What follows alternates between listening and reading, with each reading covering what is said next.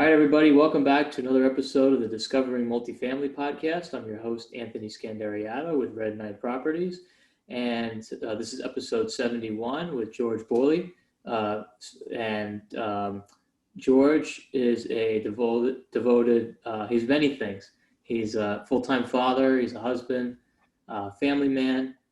He's got 15 plus years of real estate, property management, and investing experience. He's the author of the part-time. He's going to show us a copy of it. Perfect. The property management for the part-time landlord, which I encourage everybody to read. He's also a lifelong martial artist with multiple black belts in Taekwondo, and he's a fitness instructor as well. So he's got a lot of things going on. He's got his MBA in business, and he's just a really good person in general. And today we're going to be talking about his book and some of the practices that a lot of the landlords are facing today. We're recording this at the end of October of 2020, and COVID's still going on. So some of the eviction laws that are currently in place and kind of how to work it out, and different strategies and practices we can kind of use to implement with that, still in effect. So George, thank you so much for coming on the show. Thank you for having me. I greatly appreciate it. Sure. So hopefully my bio did justice. If not, let's hear about you from the sole source. Oh no, I greatly it was okay. It's a lot to digest. A lot of people when they read my bio, they go, this guy's all over the place. But there's actually a system to it. I started working out when I was 14 and I was a natural bodybuilder. I still am. I'm 46 years old. And I started personal training in my early 20s. From there, I started my personal training in-home company that I started early 2000s, so to speak, and that propelled me to buy my first property. So I made enough money from that business to buy my first house that I moved my family into, and that's really what got me into real estate because I always knew that I was going to go to real estate. Along with that, along with working out, I've also been training in martial arts since I was 10 years old. So I've kept that together. That's where the multiple black belts come in. And by the way, when you're in real estate and property management, you do need some stress relief in some form or fashion, to get you through those hard times. So it's that work ethic and that discipline that has stayed with me my whole life through everything that I've done and many businesses that I started. Some didn't work, some did, and the many businesses that I'm doing right now. My passion is real estate, but I also enjoy teaching martial arts to kids as well too. One of my first schools that I had was for at-risk youth at the YMCA in East Orange. I'm here in New Jersey, so I was very, very fulfilled in doing that and helping those kids in those situations. And I'm still instructing. I'm doing it virtually now, but I'm also buying and selling. I'm also fixing and flipping. I'm also managing properties. So that's the background to the bio. Awesome. So tell us about your book. My book, property based on property management, the basics for the part-time landlord, is my journey. Um, when I started, Quora wasn't a thing. Reddit wasn't a thing where you can go and ask questions. I literally had to go figure this out for myself. And how did I get there? I had a tenant that was late on rent about 3 months, and then we worked it out where he would be making payments. And then I knocked on his door and asked him for a payment, and he told me that took the money and bought Christmas gift for his kids. So when I asked him, well, what about my kids? He just gently told me sorry and closed the door on me. So that was my point to go and find out about uh, what do you do? Because what a lot of landlords, and I was one of those landlords, was I didn't know about capital expenses and other things that you would need. Like, for instance, you need to set aside a certain percentages of monies for this, that, and the third when you're managing properties. Everything for me was month to month. And so when he was 3 months late, I was literally paying the difference out of my pocket to keep that mortgage payment going. So when I was short, I was short. And on top of that, he broke the agreement that we had put in place. I trusted him to do what he said he was going to do. And he told me he was going to do it, like many tenants do. And he just didn't do it.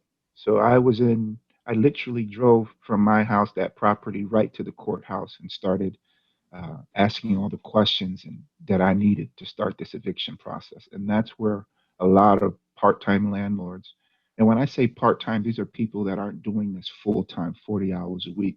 You may be managing 7 doors, 10 doors, 25 doors, but it's not enough work to keep you going full-time, 40 hours a week to keep your investments going.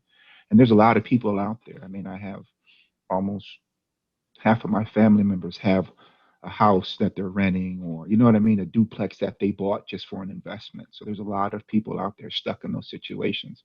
And I spend time answering questions, either text messages, a couple times a day. What do I do with this? This is happening, that. So it's my 15-year journey as to what I learned in real estate, how I got started, everything from either you have a house and you need help or you're looking to buy a house. The book will tell you everything that I went through and that I learned. And the purpose of the book really is the information and the knowledge. Every state is different, but if you're educated enough to ask to get the questions, then you can go get the answers that you need specifically for your state. You see what I mean? Because you can't get a answer to a question that you don't know to ask, you know? And so it's relevant now, it's going to be relevant later, it's going to be relevant in the future. Anybody looking to get in real estate, it's still the basic process, at least my process that you went through. And you may have some more questions, but this will just be the starting point for you. Sure. So if we're talking about evictions right now, can you kind of walk us through that process once you realize, oh man, there's a whole system I gotta, make sure that I implement and I gotta follow all the rules. Can you kind of walk us through a sample? Let's just say it's for not paying the rent, like that, example you gave with, the Christmas gifts, which is pretty sad, at least for you. But you learned your lesson, right? So, Yes, sir. how did you pick that back up again? How did you get that going? Well, let's start. The reason why you get stuck with um, tenants staying in your property a lot longer than they should, and a lot longer could be 60 days, 90 days, 120 days, is because you miss certain steps. And the first step in the process is filing that notice of payment, or you're going to be evicted. And it's basically called a notice to quit, okay, for non-payment. That's basically what you're filing. Now, there's a two-step process with that. One, you can serve the document yourself, but I don't. I usually have a family member serve it for me because that way I take myself out of the equation. And if it's a bad situation where they know the eviction is coming, you don't want any confrontations at the door or anything like that. So it's very simple. What I have my family member do is I draft the letter, I sign it, everybody has it. Every state has it. I think New Jersey, it's 5 days. New York is a 3 day notice to quit. But they tape it on the door, take a picture. Now, why do I take a picture? I take a picture for the internet, date, stamp, and time. So that is the process server. So it's been served. That's my proof that it's been served at that particular time and that date for the court. That's what starts the process.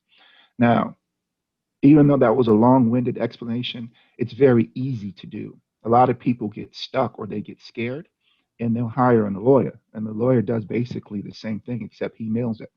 Okay. And for a lot of people who are stuck in this situation where they're cash strapped, the difference for me is because you know how to do this and because it's very simple to do, it really only costs about 35, sometimes maybe $50, depending on the state, but you're going to hire a lawyer sometimes at 250, 350 an hour to do the exact same thing for $35, you know. So that's the first process. Now, once you have that in place and once they have the right to remedy it, which pays the rent, or if they choose not to pay the rent after your 3 days, then you can start the eviction process. And the eviction process is you filing the notice with the court to evict based on the fact of non-rent. And then that's the whole process in itself because it's different. If you're in a town, they have different, even, okay, back up. I'm sorry, I'm moving too fast. Oh, you're Okay. good. Keep going. Every state has their state laws for eviction. It's a document that you can download from the state website. But every town, city and sometimes even district has their own processes to the state. You see what I mean? So in my town where I have my properties, they order you, the landlord, or the lawyer that you hire to do the serving of the documents. But in the city where I have my other properties, the court does the serving and of the documents itself. You see what I mean? And so they charge a little bit more, but they make sure that the documents get served properly and they're ready for the judge when you guys get ready to appear. Yeah. Because the second piece of that puzzle is if the documents are not filed properly or are not served properly, the judge, excuse me, technically can't proceed. And that has happened to me. I had to drive 6 hours to one of my properties to go to court. I was in court, and the tenant came and said, "Oh, I never saw these documents before." And the judge dismissed the case because he wasn't served properly. So I had to go through the entire process all over again. And the mistake that I made was I mailed the document with the uh, United States Postal Service, that little green return envelope, green return card that you have to get. Well, when they know that they're being evicted, and this was my first introduction to professional tenants who kind of know the law, they never went to the post office to pick up the letter because they knew it was from me, you know. So all he had to do was go up to court, which he did, and said, "Oh, I never got this process. I never got this document. That was never served properly," and they dismissed the case, which gave him another 30 days in my property without getting any rent. And I knew they were tearing the property up. You see what I mean? So what I do is, what my trick is now is, I send U.S. certified 2-day priority mail because it gives me tracking, right? So now that I have tracking on it, I send it to them. I print out the tracking receipt that it was delivered by the U.S. Postal Office, and that stands as my process server that the document has been served. So even though I was upset and it was a bad experience for me, it taught me how to get past that little hurdle and how to deal with professional tenants. So, Excellent. so I'm sorry. So back to that. Once you start that process, it's just simple 1, 2, 3. Make sure you have all your documents, keep everything. I like to use technology. So whenever it gets to the point where I know that we're going to be going to court for whatever issue, I stop calling. I use a lot of text messages. I use a lot of pictures. I use a lot of screenshots for evidence to prove my case when I get to court, because ultimately the burden of proof is on you.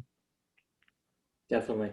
And so George, have you, so we talked a lot about non-payment cases. Have you ever had to evict someone for different reasons, like property damage or Oh, yes. unauthorized occupants? So how is that process different and similar from the non-payment?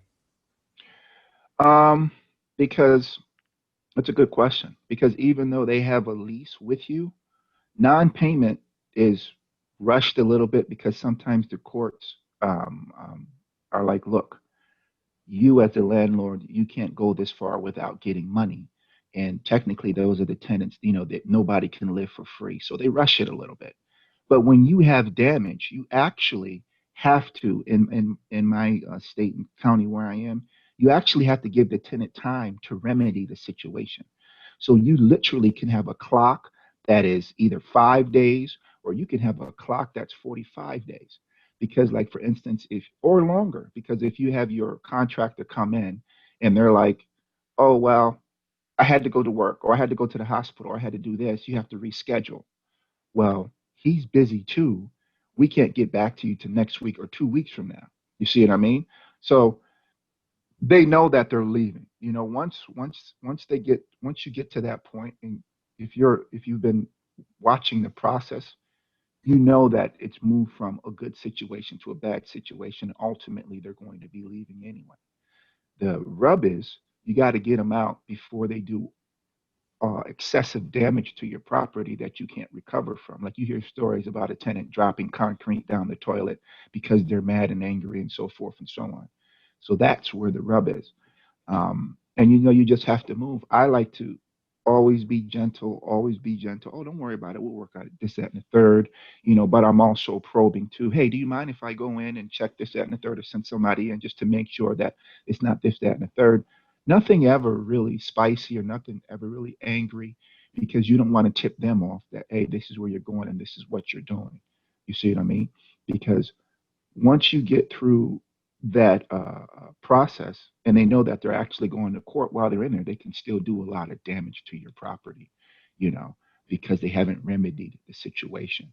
So in my case, a lot of tenants have actually remedied the situation. I mean, there was only really one case where they had writings on the walls and they took a box cutter and cut up my cabinets and a few other things because they were angry, but they weren't paying rent anyway, so they knew that they were going. So Excellent. And hopefully less of those actual evictions have to take place because, like you said, you have now practices in place where you're not threatening a tenant right away to evict them. You start the process on your own, and you kind of quietly tell them, "Hey, could you stop doing this, please, please, please?" And then at the same time, you have your court process moving, and they don't know it yet. So that's a great strategy. yeah, because not to cut you off, because if you tip their hand, they're going to make plans. So, like I do, I always kill them with kindness. I'm not saying that I'm not mad. I mean, there's times I've gone to work out. There's times that I've had sparring sessions. People go, "What's wrong with you?"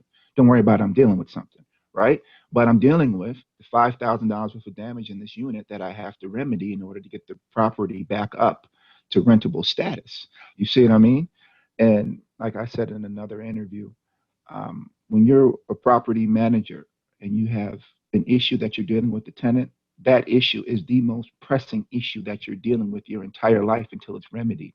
Why? Because, like me, you know, I don't want to have people living in a situation and living in my property that I wouldn't live in. I wouldn't put my family in. That's just the pride that I have, you know. So when you're telling somebody, or somebody's like, "Oh, well, this is wrong, or that's wrong, or I don't feel safe here, or we have this problem here." Yeah, I want to address that as soon as possible so you can get back to the comfort of your living because you're renting from me.